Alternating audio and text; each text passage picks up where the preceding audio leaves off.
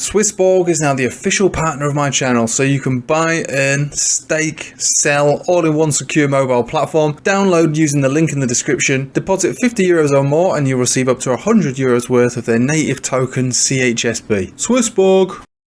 Hello everybody, welcome back. Well, dump party. This is why we've been sitting out the market for a good 3 weeks now, just to let this month unfold in whatever fashion it chooses to do. So it's on days like yesterday that I am certainly glad that I banked all that profit in the last sort of few months, and sitting back on the sidelines waiting for a new range to be discovered. And only when a new range is discovered, I'll be tempted to get back into the market, whether I'm trying to pick a bottom or I'm just making the use of the volatility from a new area. And at the moment, we're still pretty much in the same area that we've been since we came down to this level down here. I mean, it's been quite good trading it until, like I say, until we moved into September, and I said, let's get out of all of this stuff now and wait. We'll wait it out. So what happened yesterday with the CPI? The CPI actually showed lower inflation across the board. Now the problem was the core inflation, which takes away the food and fuel, and that actually was up by almost 2%. And so with that being up is a problem. The reason that's a problem is because my projection on oil, and pretty much anyone who looks at the chart really, should recognize that actually oil's most likely going to travel back up into the higher 90s and try to break out from over 100 and then see where we go from there. There is a chance that oil goes on to make a new high over the next 6 months. So if you add that onto the core inflation, because like I say, energy, or should I say food and fuel, were down. The reason they're down is because of the trend of oil has been down. So that's made a lower inflation, but that's not going to last. As you all know, I'm very confident in the fact that oil is going to move back up again, and if you add that to the core CPI, which is up, then you're going to get overall higher inflation across the board. I mean, inflation was only down by like a fraction of a percent, really. So we add that. We think about what this is going to cause, which is higher food and fuel prices. Food's going to go up with oil. It trends as one. You have to transport that food from farms to factory to supermarket to your house. It all gets added onto the price tag. So food and fuel are going to go up. Add that to the core inflation, which is up already. We have higher inflation moving into the next 6 months. The Fed are going to continue to raise rates just like they said they would. 75 basis point is what's generally projected, but they might go harder and heavier to try and combat what I see taking place on oil, which is that higher food and fuel prices is going to add to higher inflation. So that's why the market dumped so hard yesterday, even though inflation was less. They're anticipating what I am also anticipating, which is oil up, which is food and fuel up. So let's have a think about what this is going to do to everything. So we see that Bitcoin had a fine pullback, a massive beast of a pullback, to be honest, over 10%, really, 13% in a single daily candle.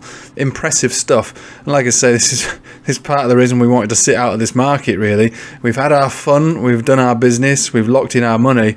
Now let's just wait for a new range to be established.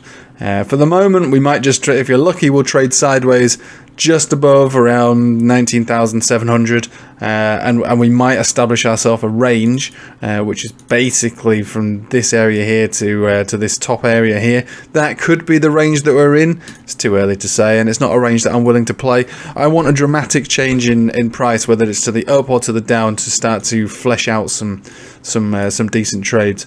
Like I say, September is always designed to be sat out. I've made it very clear to those on the Patreon and for you guys who watch this channel that we monitor the market, we prepare for entries later on when we either establish a significant low from a breakdown from this zone, or we can start to build upon certain areas of significance, which on the weekly is going to be above the 200 weekly moving average, which is still sitting around 23,000. So this is really a no-go zone as far as I'm concerned. There might be some obvious opportunities later on down the line, as in like maybe in a couple of weeks we might see on the shorter term time frame some divergences building, some signals brewing, but for the moment we are still very much in a downtrend below the 200 weekly, which is generally a place that you wouldn't really want to buy anything at.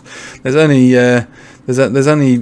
one sort of thing, redeeming factor in this, which is that if you look at the total market cap, including or excluding Bitcoin and Ethereum, we'll look at total market cap 3, which is just altcoins. You know, that still has some life left in it. you think about accumulation or buying lows, significant lows. If the total market cap 3 is still above the 200 exponential moving average or simple moving average, which is about 300 billion, then this is why I favour altcoins going into the next bull market, because they actually have the better chart set up as a whole, and they're the ones who, in my opinion, are going to lead the market when it comes to technology and developments and maturity of an asset class. There's lots of altcoins out there that do show promise, and this chart also represents the health of that market too, still being above this 200 simple moving average. You can find this on all of them, including the total market cap of crypto altogether, but that's being dragged down by Bitcoin, which is below its 200, and Ethereum, which is about to have this merge, which in my opinion is more than likely going to dump the market. So it's not the end of the world. We've established significant areas on the chart that we can think about getting in on. We've got just below 12,000 would be the absolute shockingly low area for Bitcoin. You can't rule it out, certainly not. Bitcoin is weaker than pretty much any other asset out there at the moment. And that might be what we're looking for. I'll make a video later about what it is that I'll be looking to perhaps spot a bottom. We spoke about it last night on the Patreon, but I'll make a video about it later today. But in a nutshell, it's still a no trade zone, especially now more than ever. This week was always going to be an extremely choppy area because of the CPI, which is I suppose a bit of a Russian roulette situation, and the ETH merge, which is even more so. That's like playing Russian roulette with all but one of the chambers full. So I really wouldn't want to be exposed to any crypto outside of what I normally am, leading into that event, because it's almost certainly going to move with a bang, probably to the down. So we'll see what happens. Anyway, again, happy to sit this market out for the moment. The only thing I'm confident in playing is oil. Oil did a decent recovery from its pullback yesterday. If we see the state of the market, everything dumped as Dixie pumped, and lo and behold, oil started to recover very quickly. You compare this to any chart, whether it's stocks or crypto, it's very telling as to what's happening here. Oil is the one to dominate the market, and that's probably going to crush all other markets, because oil going up will cause inflation. Higher inflation will cause Fed to rate hikes at a larger rate, larger than they have already predicted, which is basically 75 moving into the end of the year. If they choose to do a 1%, fair play, let them do it. The only thing that the Dixie is really showing is we've still got our bearish divergence on the weekly. Still a bit of a non-event, really. We still have it, though. We were picked up on the 10 exponential yesterday on the weekly, which is what we said would have been the first area. Maybe we can move down to the 21 exponential at a later date, but for the moment, we might be looking at 4 drives of bearish divergence on this chart, and I would be targeting this particular channel. If we just move all the way back, we can see that there is some rhythm to this. This rhythm can be taken reasonably serious considering how long standing it is. This goes back into 2008. We've been in this upwards channel, and we should be looking for a rejection from this. Not a rejection back down to the bottom of the channel, although you could only hope. This is a weekly chart here, but a rejection nonetheless. So if we move back up to the top of here and confirm 3 to 4 drives of bearish divergence on that RSI, then fair enough. We might get some alleviating moves across the board. We could call it the everything bounce part 2.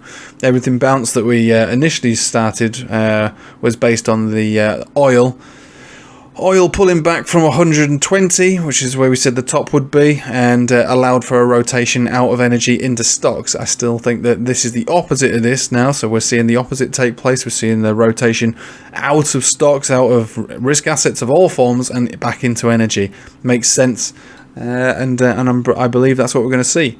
And as a result of that, that's why we saw a dramatic dump yesterday, despite inflation being lower, is because the telltale signs are in the core inflation, which is up, and now we expect energy to go up, which means that all inflation is going to go up, and the Fed's going to have to deal with that. So let's sit this market out, shall we, for a little bit longer? Wait for lower prices, which are almost certainly going to be on the cards. I'm not saying they're going to happen straight away, although the ETH merge is most likely going to give us something. Whether you choose to buy that dip or just wait for the dust to settle afterwards, I would strongly suggest wait for the dust to settle, unless, of course, we get the precursors of things that we would look for to see a capitulation dump in this market. And stay tuned, because I'll make a video on that later on today. Right, thanks for watching, guys. Hope you have a nice day. Take it easy.